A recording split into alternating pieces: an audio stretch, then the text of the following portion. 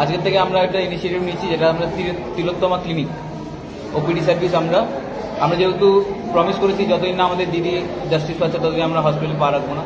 সেজন্য আমরা যাতে নর্মাল পিপল, সাধারণ মানুষের যাতে কোনো অসুবিধা না হয় আর যাতে কোনো কেয়ার সৃষ্টি না হয়, সেজন্য আমরা প্রোটেস্ট এরিয়া থেকেই চিকিৎসা দিচ্ছি। কোথা থেকে? প্রোটেস্ট এরিয়া থেকে, এমার্জেন্সির সামনে আমরা যেখানে বিক্ষোভ করতাম ওখান থেকেই আমরা চিকিৎসা দিচ্ছি।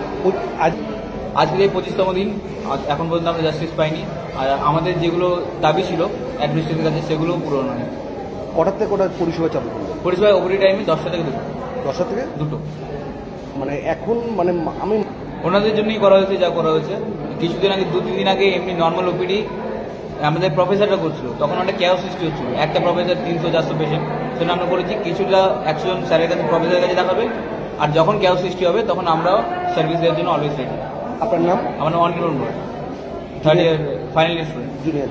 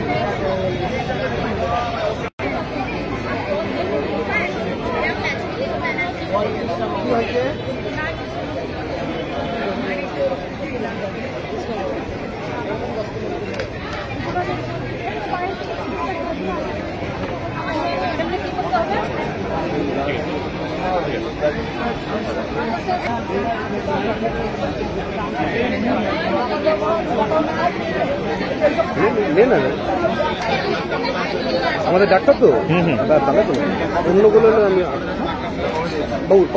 ঢুকে যাচ্ছে বাবা। আরে সর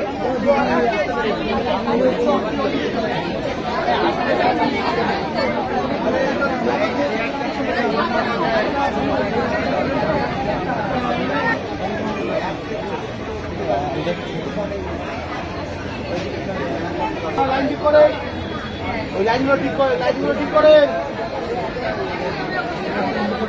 দেখি